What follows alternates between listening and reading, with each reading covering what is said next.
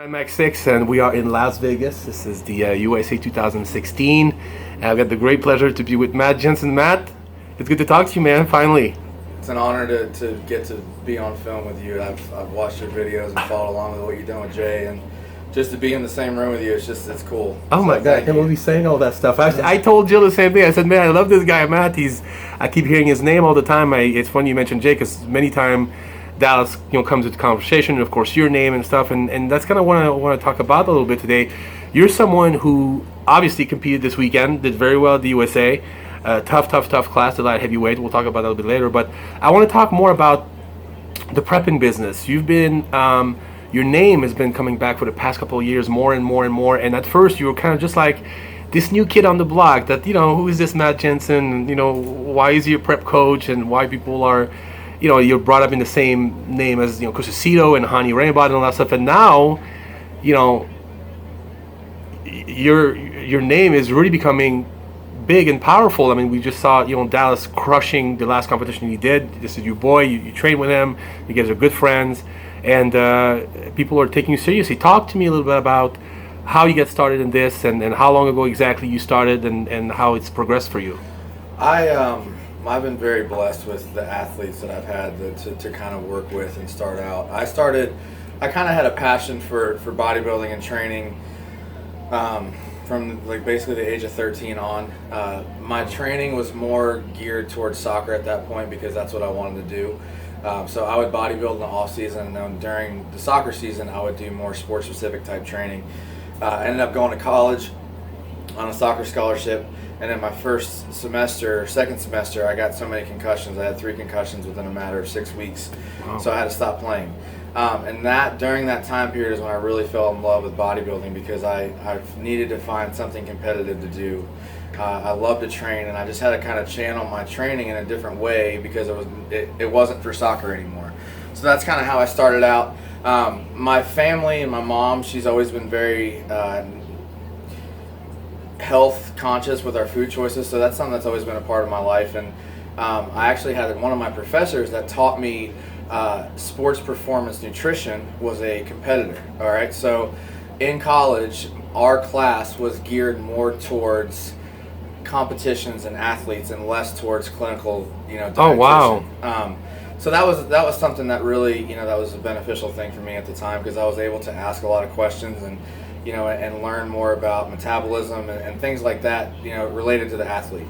And then at that point, I just started helping people locally. But the people that I helped locally, one is a IFBB pro. The other one in 2014 took 5th as a middleweight at nationals, and then the other one is IFBA natural pro. So the first 3 actual clients that I had, that was a pretty good pool of athletes, and that's kind of where it took off. I didn't have somebody that wasn't genetically blessed, so obviously that helped me. But I've worked very hard. I've studied very hard. I work all the time. And I think that's part of the reason why I'm successful is because I just love doing what I'm doing. I'm passionate about it. I love helping people out. And my thing is the main reason why I got into coaching, and even I can relate to this weekend. I know that I don't have the genetics to be a top tier pro. But I do have the passion to help those guys that do have those genetics, or girls, make it. And I'm willing to put in the time with them that some others might say that they're willing to do, but at the end of the day, they're not really putting in the time. So, that's kind of in a nutshell how I got started. And you talk about Dallas, and I'll just go ahead and say this too, but Dallas gave me a shot at the point of my career last year that nobody else gave me up to that point. And how did that happen? Take me back to when you and Dallas met. We basically through a connection with Justin Compton and I were good friends. I trained with Justin a lot. Justin did his own prep. Justin, I was more so Justin's second eye. But Justin and Dallas talked, and Dallas was just having some questions and things like that. And Justin's like, look, dude, I don't want to prep you. Like, we're competitors. I don't want anything to do with it. But I will help you and say that I think Matt's, the guy for the job. So that's kind of how it started initially. And then from there, Dallas sent me a few messages on Facebook. messages on Facebook, said to, hey man, you're blowing up my Facebook, just text me, so I just want to be able to help you. And that's kind of how it started. Wow. And one of the things too is that we found a really good, quick mutual connection with the thread that you did with Jay for his last Olympia. Oh, really? That was something that we both followed, and when MD signed us, that was one of the first things that we brought to them, was that, hey, we want to kind of recreate what Jay did for his last Olympia, and it's been a big hit. The daily updates, things like that. So, awesome. but Dallas gave me a shot last year to prep him for the Olympia, which was a stage that I had not yet prepped for. And obviously there's a lot on the line with contracts and sponsors and everything. And we just really developed a close bond because we both had the most amount of pressure we've ever had in our careers. Him as an athlete, me as a coach. We had that at the same time. We're close to the same age.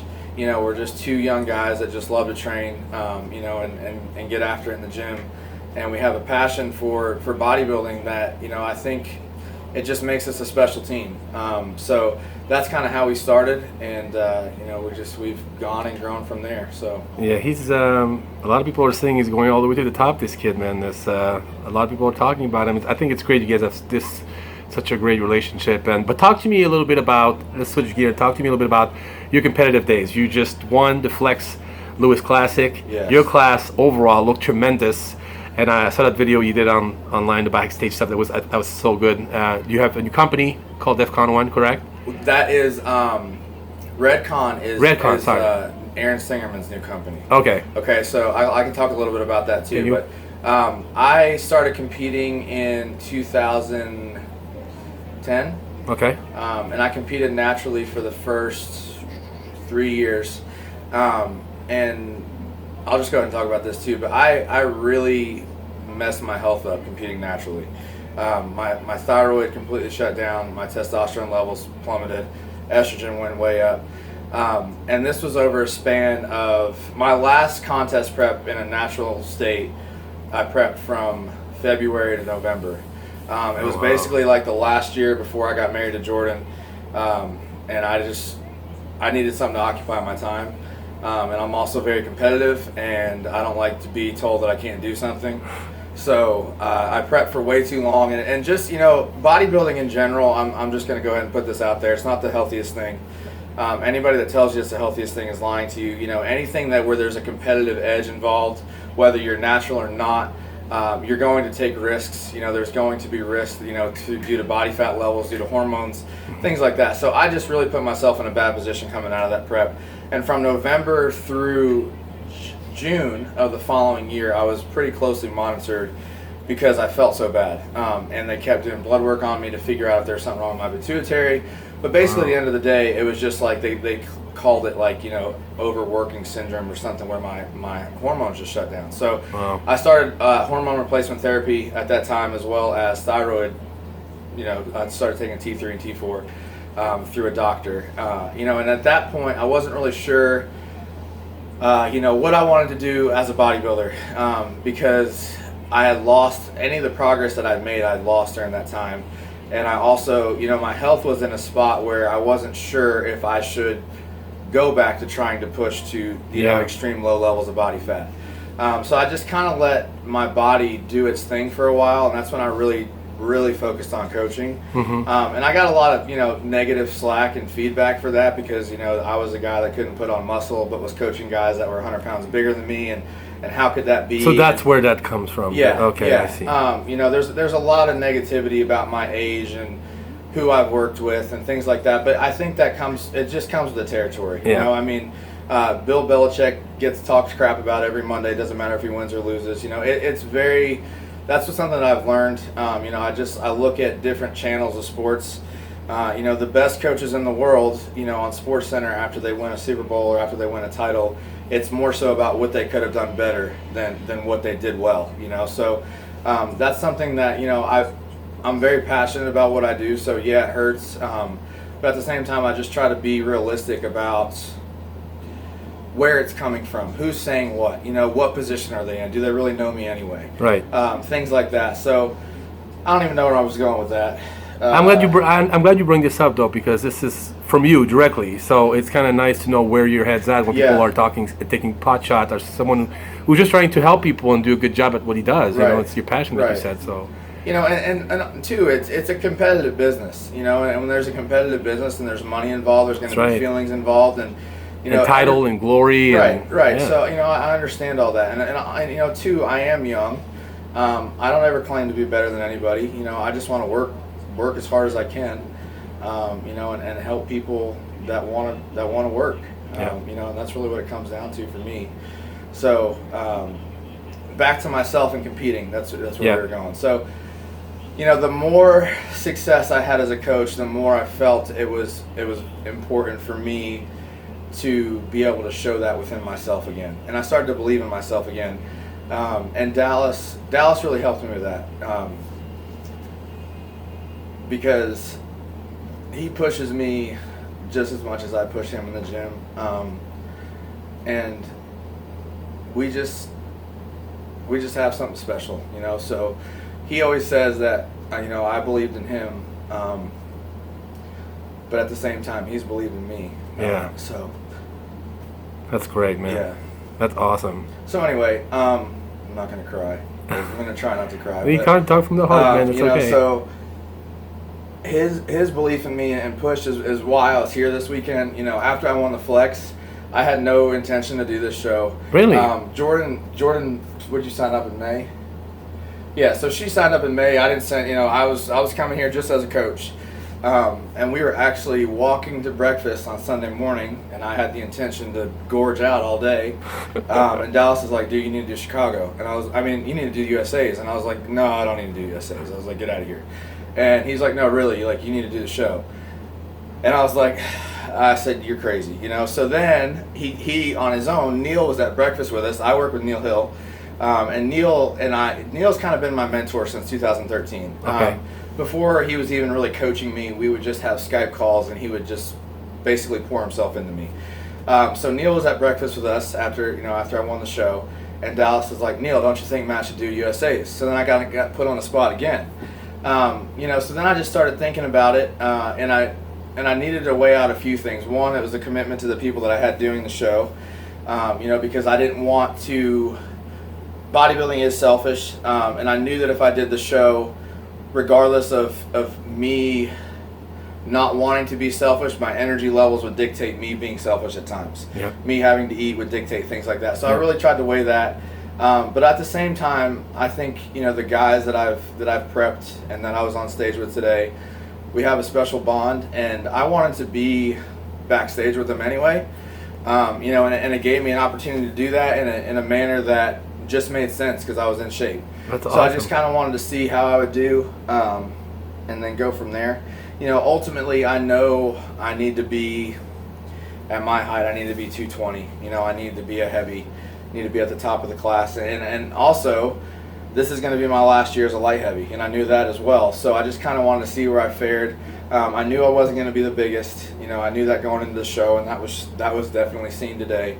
But I had a blast. I'm excited to come back tomorrow, and I won't be posing tomorrow, but you know, it'll still be fun. So talk to me about how many people you actually had at the USA competing. Okay, so I had today.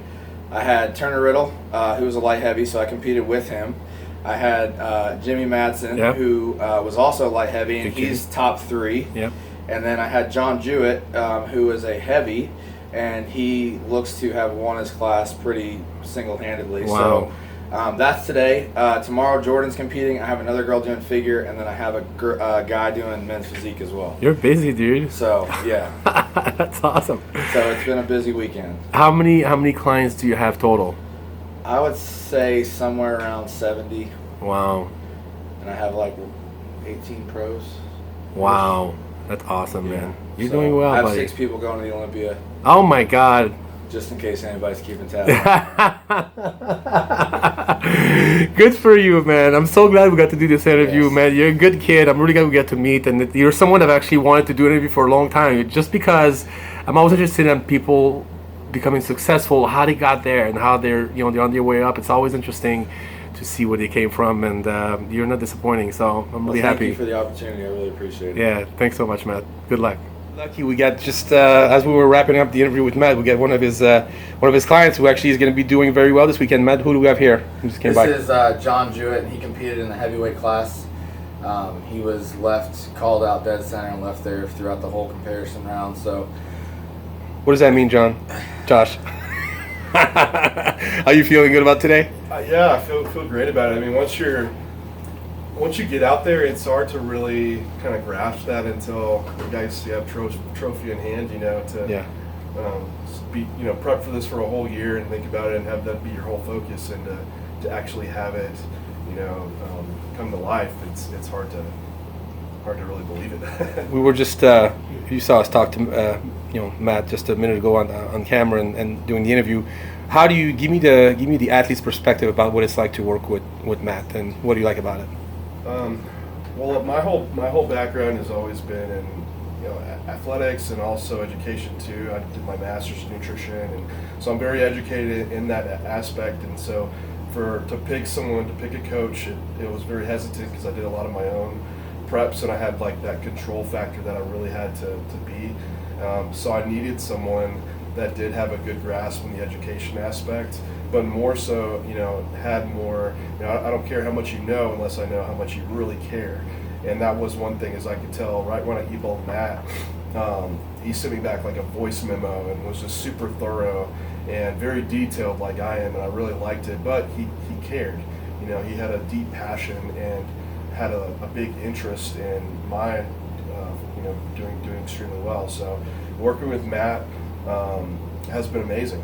It's been more than just a coaching experience of him just sending me a meal plan updates. It's been a friendship, been a mentorship, someone to look up to, and someone to try to learn stuff from as well. How long have you guys been working together, man? We started, 13 weeks out of USA's last year. So yeah, it's been last year? Yeah. So you had a full year. Yeah, we started prep. He contacted me 13 weeks out last year. Nice. Which he competed here last year as a middleweight and got 6th. Oh. So he weighed in at 176 basically on the dot. And to be honest, he was basically ready at 183, 185. But at that point, I didn't want to put him in a class with his shape and structure at the bottom of the class, because I just thought we'd sacrifice too much size. Mm-hmm. So I pushed him hard for a good 10 days to make Biddles, which he did, and he did very, very well. He was coined the most conditioned guy at the show last year, and then he just had a rebound like no other. It really just goes to show how hard he's willing to work, and the fact that he does this 24/7. And it's just a testament to his effort that he's put in, because he weighed in at 215 yesterday, and then and not only did he weigh in at 215, but he took the class today in a dominant fashion, which shows that none of the conditioning that he brought last year was lost. None of the size, his shape, none of the size and shape that he brought was no different in terms of the look that he has as a middle. It just grew in all the right areas into what he's got now as a heavyweight competitor. Matt, we're just talking about that on camera and just popped in my head to talk about it again. Talk about the importance of using a prep coach, not only 16 to 20 weeks before a show when it's a long prep, but to actually use it all the time in the off season, because that's when you can actually do something. Yeah, and I think one of the funnest parts of coaching for me is say the Thursday after a show. That's when the work really starts. I think a few days off is very beneficial to kind of let your body rest, get mentally recharged, and then I'm really pumped up to get back to work with the athlete that's willing to work. And if you approach that post-show rebound not as a means to see how much food you can eat, not as a means to see how much weight you can gain so quick, but truly approach it as a contest prep, but now in a caloric surplus, you're just going to make really, really quality progress. And two, John approached it like a prep, but at the same time, one of the things that I like to implement is some free meals or some cheat meals along the way. So it wasn't like he just went 100% on a diet every day. Yes, probably.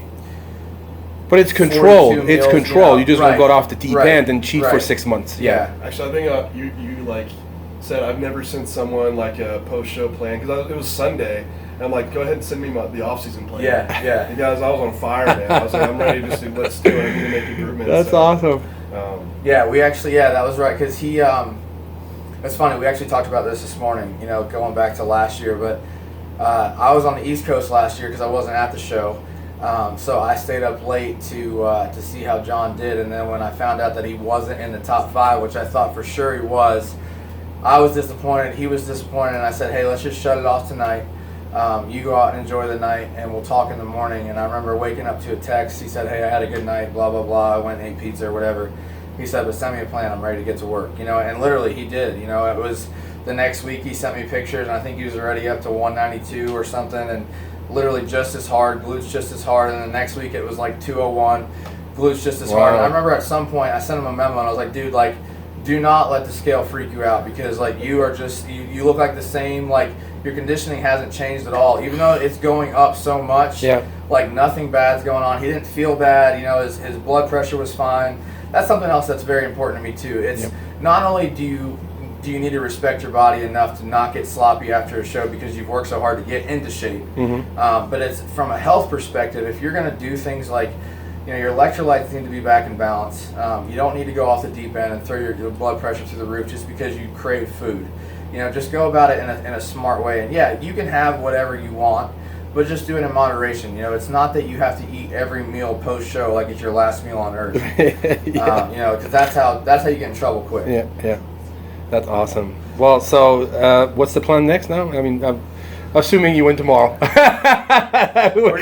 gonna keep working, because we don't want to assume something to the point that we're disappointed. Yeah. So we want to make sure we just really shut the door tomorrow. Maybe I need to talk to you tomorrow after the show then. Yeah. If I find you. Yeah. So the plan for now is just to continue to improve throughout tonight. Make sure he comes back just as hard. If we can get him a little bit fuller tomorrow. I was very, very happy with his look.